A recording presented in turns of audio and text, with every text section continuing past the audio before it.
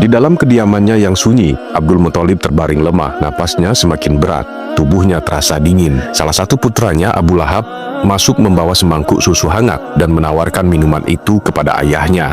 Namun Abdul Muthalib menolaknya. Ia mengenal betul sifat putranya yang satu itu. Dalam kondisi semakin melemah, Abdul Muthalib meminta agar Abu Thalib masuk dan mendekat. Dengan suara lirih, ia menitipkan Muhammad kepada putranya itu. Cucu yang sangat ia cintai itu kini benar-benar sendirian, tanpa ayah maupun ibu. Amanat ini menjadi hal terakhir yang ia sampaikan sebelum akhirnya menghembuskan nafas terakhir dalam ketenangan.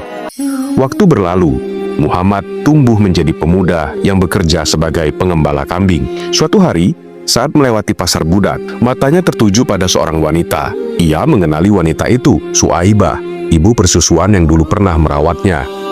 Tanpa ragu, Muhammad mendatangi rumah Abu Lahab untuk meminta pembebasannya karena pamannya itu adalah penyelenggara pasar budak tersebut.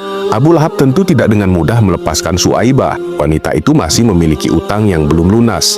Mendengar itu, Muhammad bilang bahwa dia akan membayar utang Suaibah. Muhammad juga bilang dia akan bekerja mengumpulkan uang terlebih dahulu, barulah nanti ia akan membayar utang ibu persusuannya itu. Namun sebelum Muhammad sempat memulai pekerjaannya, sang paman Abu Thalib datang dan langsung melunasi utang itu kepada Abu Lahab.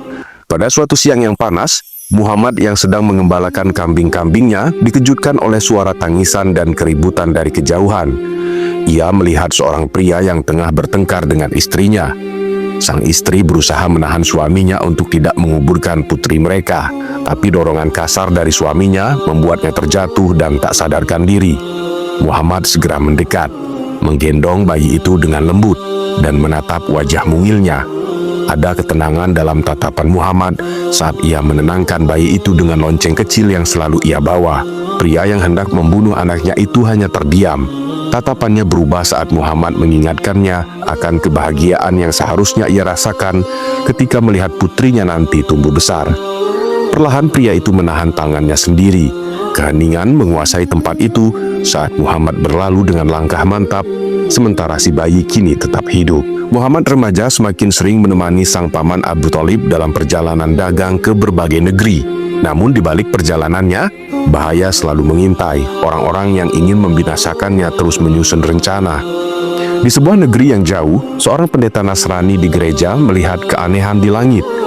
Awan bergerak mengikuti satu arah, seolah melindungi seseorang di bawahnya. Dari kejauhan, ia melihat rombongan dagang yang sedang mendekat. Pendeta itu menyadari ada tanda-tanda kebesaran yang menyertai kedatangan rombongan tersebut.